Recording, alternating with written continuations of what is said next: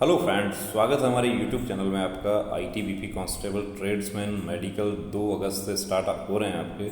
और ये पहला भर्ती ऐसा होगा जिसमें री मेडिकल के लिए समय नहीं मिलेगा आपको। री मेडिकल के लिए जो पहले 3 महीने तक का समय मिलता था वो अभी रिवाइज हो गए हैं रूल्स उसके।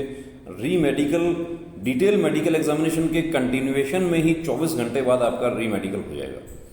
अब बहुत सारे हमारे साथी जो आईटीबीपी ट्रेड्समैन की भर्ती में मेडिकल देने जाएंगे, उनके बड़े डाउट्स हैं। वो कहते हैं कि हमें क्या चेकअप करवाना चाहिए। बहुत सारे हमारे साथी बहुत दूर दराज के इलाके से जो बिलोंग करते हैं वो कोशिश भी करते हैं, हमारे सेंटर पर आने की भी बात करते हैं, लेकिन जो नहीं आ सकते, विशेष रूप से जो हमारी बहनें जो है उनको हम एडवाइस करना चाहते हैं कि देखिए सेंटर पर, हमारे सेंटर पर तो अभी फीमेल का जो मेडिकल चेकअप का सुविधा भी उपलब्ध नहीं है। हम कोशिश कर रहे हैं लेकिन लेडी डॉक्टर का अवेलेबिलिटी अभी नहीं हो पा रहा है। तो इन्वेस्टिगेशंस क्या क्या होना चाहिए। कुछ हमारे साथी जो हैं गवर्नमेंट डॉक्टर के पास में गए, कुछ प्राइवेट के पास में गए कि मैं मेडिकल में जाऊंगा, मुझे इन्वेस्टिगेशंस करवानी है।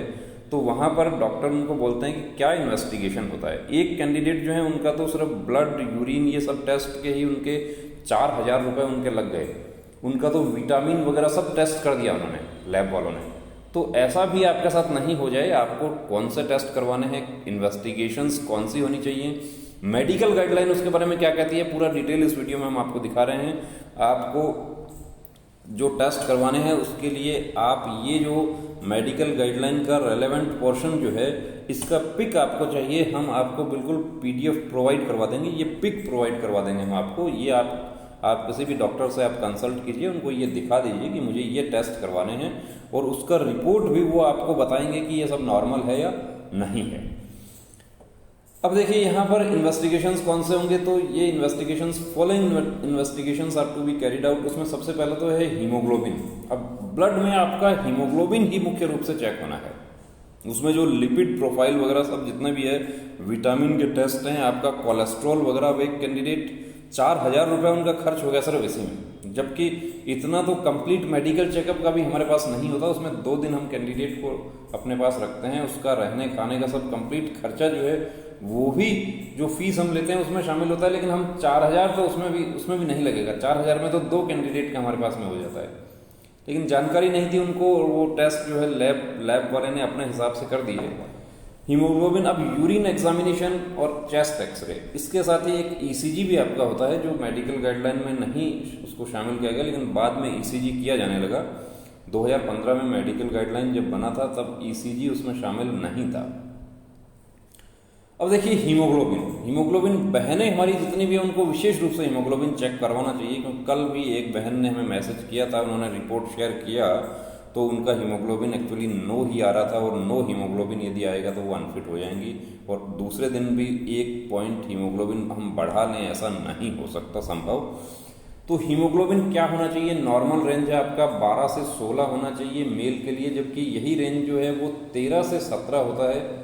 सिविल जो डॉक्टर हैं, सिविल लैब, वो उसको 13 से 17 प्रेफरेंस देते हैं, जबकि हमारा मेडिकल गाइडलाइन के अकॉर्डिंग 12 से 16 होना चाहिए, और फीमेल के लिए 10 से 14 होना चाहिए।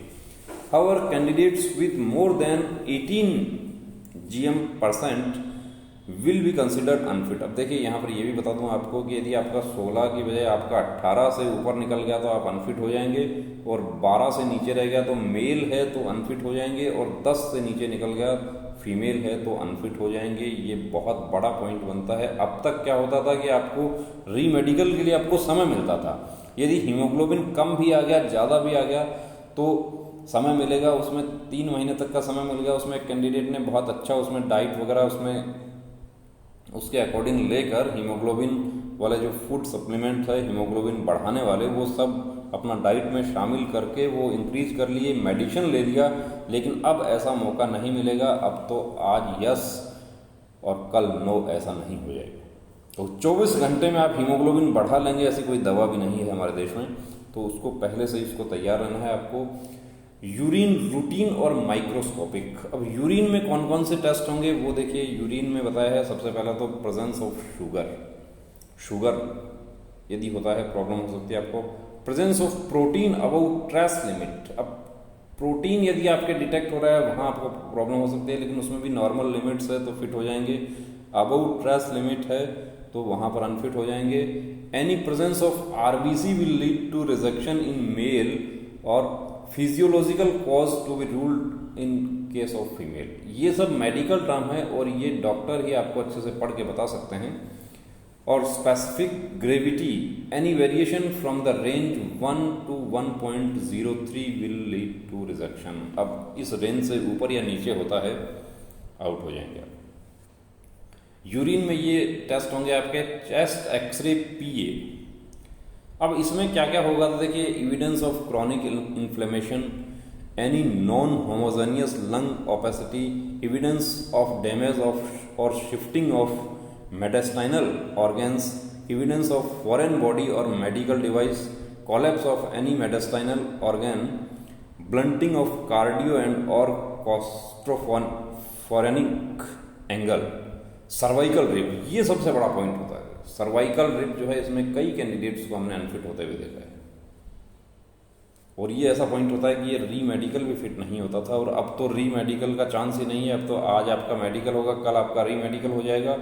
तो कोशिश यही करनी है कि डिटेल मेडिकल में ही हम फिट हो जाएं। Damage degeneration of cervicodorsal spine, evidence of fracture with features of malunion, non union or functional disability, presence of any space occupying lesion, evidence of pericardial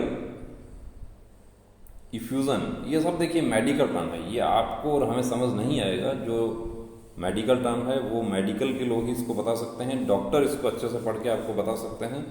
तो इसको अच्छे से समझना है और ये दिखा देना है आपको। यदि आप एक्सरे का चेस्ट का एक्सरे करवाने के लिए जा रहे हैं तो ये पिक दिखा दीजिए हमको, सर मुझे ये सब चेकअप करवाना है, हीमोग्लोबिन चेक करवाना है। ऐसा नहीं हो कि आप जाएं और वहां पर आपका सारा लिपिड प्रोफाइल, विटामिन, प्रोटीन, सारी जांचें आपकी करके और आपका 5,000 रुपए का बिल बना दिया जाए। विटामिन डी का भी जांच कर दिया, वो जो कैंडिडेट जो गए थे कि आपको विटामिन डी कम लग रहा है। Any opacity in the lung field more than 1 centimetre in diameter, signs of eventration of diaphragm, bilateral 13th rib, ये नहीं होना चाहिए। Evidence of cardiomegaly with cardiac thoracic ratio more than 50%, dilated right descending pulmonary artery more than 15 mm। ये सारे देखिए आप जो है, आप यहाँ पर any tumour of the bone, ये सब नहीं होने चाहिए। ये सारे पॉइंट्स है चेस्ट वाले, ये आपको अपने मेडिकल अफसर जहाँ भी आप जाते हैं मेडिकल के लिए, चाहे वो गवर्नमेंट है या प्राइवेट हैं, उनको आप दिखा दीजिए। और हम तो आपको एडवाइस करेंगे कि आप कंप्लीट मेडिकल चेकअप यदि आप नहीं करवा सकते हैं तो देखिए ये सब चीज़ें तो आप जरूर करवाएं, ये इन्वेस्टिगेशंस आप करवाएं। इसके अलावा आप अपना ईयर का सफाई जरूर करवाएं, क्योंकि बहुत सारे साथी जो हमारे पास भी आते हैं उनका ईयर में बड़ा जिसको कहते हैं वैक्स बहुत ज़्यादा होती है। यहाँ तक कि एक कैंडिडेट को तो 3 दिन हमें रोकना पड़ा क्योंकि उनका ईयर जो है बहुत ज़्यादा वैक्स था और एक बार सफाई करने के बाद वो 3 दिन का उनको दवा दे के रोकना पड़ा हमें सेंटर पे। डॉक्टर ने कहा कि इनको दवा दे के और फिर क्लीन करेंगे उसको, कि अंदर बहुत ज़्यादा जमा हुआ था। इसके अलावा आपको अपना आई टेस्ट जरूर करवा कर जाना चाहिए। आई में आपको जो विजन प्लस कलर विजन, ये सब नॉर्मल चीज़ें आपको चेक करवानी चाहिए। बीपी आपको अपना चेक करवाना है, पल्स चेक करवाना है, ये सब चीज़ें आपकी नॉर्मल होनी चाहिए। आज भी एक कैंडिडेट ने हमें मैसेज किया था, उनका बीपी जो है वो 60 से नीचे आ रहा है। 3 बार उन्होंने भी टेस्ट करवा लिए और सब में 60 से ही नीचे आ रहा है।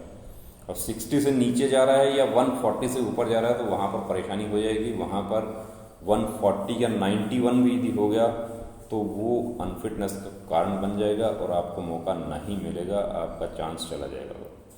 दोस्तों लापरवाही नहीं करनी है, छोटी सी लापरवाही। देखिए टैटू जैसा पॉइंट है, उसमें टैटू हमने डिस्कस कर चुके हैं हम, और टैटू आपको राइट हैंड पर है तो वो राइट हैंड वाला टैटू आप क्लियर करवा दें।